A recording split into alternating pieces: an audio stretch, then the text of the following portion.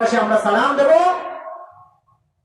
যাদেরকে চিনি না, পথের মধ্যে রোড ক্রস করতেছি, হ্যাঁ কোথাও আমরা গিয়েছি, কারোর সাক্ষাৎ হয়েছে, আমরা আসসালামু আলাইকুম ওয়া রাহমাতুল্লাহ বলে আমরা সালাম বিনিময় করব ইনশাআল্লাহ।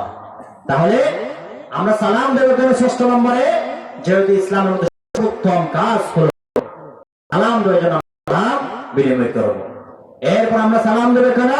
কারণ যে সালাম দেয় সে ব্যক্তি এই পৃথিবীর মধ্যে আওলার নাস, সর্বোত্তম ব্যক্তি, তাই আমরা সালাম আদান প্রদান করব।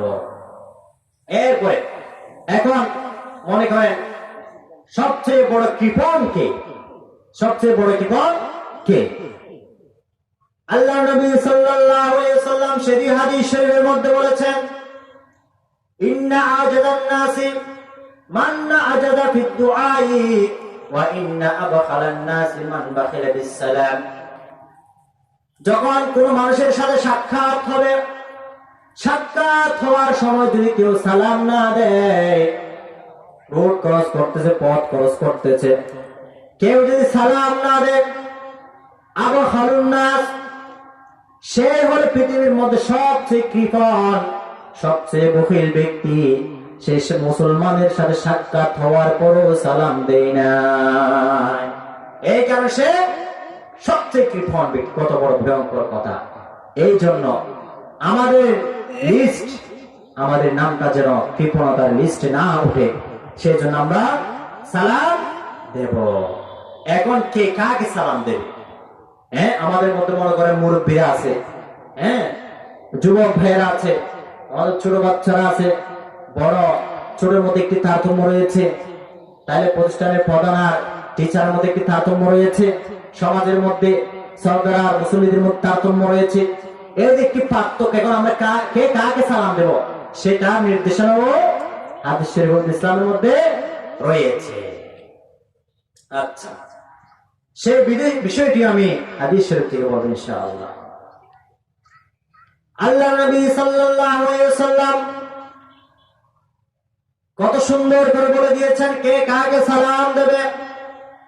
ওয়ার-রাকিবু আলাল মাশি ওয়াল মাশি আলাল কাইদি ওয়াল কলিলু আলাল কাসীর ওয়াস-সাগীরু আলাল কাবীর।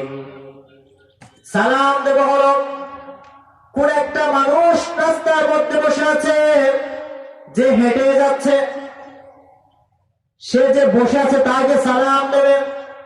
ওয়াল মাশি আলাল কাইদি, আর যে রাস্তার পাশ দিয়ে চলে যাচ্ছে, যে বসে আছে তাকে সালাম দেবে।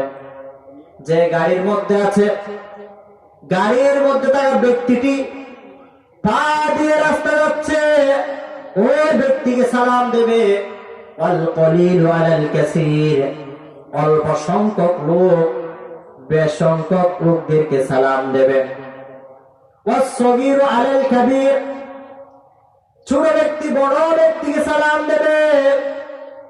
এই নিয়ম যদি আমরা ফলো করি, তাহলে আমাদের সমাজের মধ্যে আন্তরিকতা, ভালোবাসা বৃদ্ধি পাবে কিনা? ভালোবাসা বৃদ্ধি পাবে। এই জন্য আমাদেরকে এই হাদিসে ইসলামের যে নিয়ম নীতি আমাদের মধ্যে রয়েছে, এই নিয়ম নীতি মেনে আমাদের জীবনকে পরিশুদ্ধ করা আমাদের জন্য উচিত। এরপরে আজকে যারা সালাম দেয় না, তারা যেমন কৃপণ, তাদের মধ্যে অহংকারীও লুকায়িত আছে। এটা আমার কথা না, এটা রাসূলের কথা। আল বাদি বিস সালাম বাইউম মিনাল কিবরি, যে সালাম দেয় সে অহংকার থেকে মুক্ত, আর যে সালাম দেবে তার মধ্যে কি রয়েছে? অহংকার রয়েছে। এই অহংকার করাটা কোন মুমিনের কাজ নয়। এই অহংকার করার গুণটা হলো, অহংকার করতে পারবে একমাত্র আল্লাহ। কারণ আল কিবরিয়া উরিদাই, হাদিস কুদসির মধ্যে এসেছে আল কিবরিয়া উরিদাই, অহংকার হলো আমার চাদর। ফামান নাযাআনি, যারা আমার চাদর নিয়ে ঝগড়া করবে, টানা হেঁচড়া করবে, তারা জান্নাতে যেতে পারবে না। এই অহংকার করেছিল ইবলিস। ইবলিসকে যখন সৃষ্টি করা যখন তাকে সৃষ্টি করা হলো, আদম জাতিকেও সৃষ্টি করা হলো, তখন তাকে বলা হলো তুমি আদম জাতিকে গিয়ে তুমি চেষ্টা করো। অহংকার করে যায় নাই, তাকে ইবলিস হিসেবে ইলা ইয়াউমিদ্দিন, কিয়ামত পর্যন্ত তাকে ঘোষণা করা হলো। ইলা ইয়াউমি ইউবাসুন, যতক্ষণ পর্যন্ত কিয়ামত সংগঠিত না হবে তার নাম ইবলিস, তার কাজই থাকবে ইবলিসের কাজ। যখন আদমকে সৃষ্টি করা হলো, وَإِذْ قُلْنَا لِلْمَلَائِكَةِ اسْجُدُوا لِآدَمَ فَسَجَدُوا إِلَّا إِبْلِيسَ أَبَى وَاسْتَكْبَرَ وَكَانَ مِنَ الْكَافِرِينَ।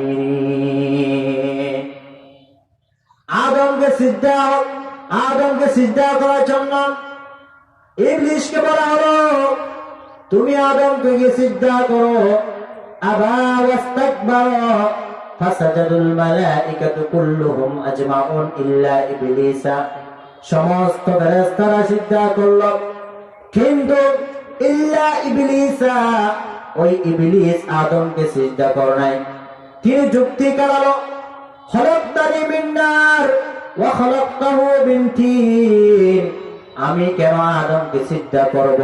কারণ হলো আগুনের স্বভাব হলো আমাকে সৃষ্টি করেছেন খলাকতানি মিন নার, আমাকে সৃষ্টি করেছেন আগুন দিয়া, ওয়া খলাকতাহু মিন তিন, ওই আদমকে মানুষ জাতিকে সৃষ্টি করেছেন মাটি দিয়া।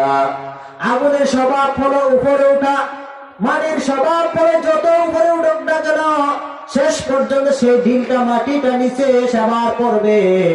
মাটির স্বভাব হলো মাথা নিচু করা, আগুনের স্বভাব হলো মাথা উঁচু করা। বেড়ে আমি আগুনের সৃষ্টি হয়ে ওই আদম জাতির কাছে আমি কখনো মাথা নত করতে পারবো না।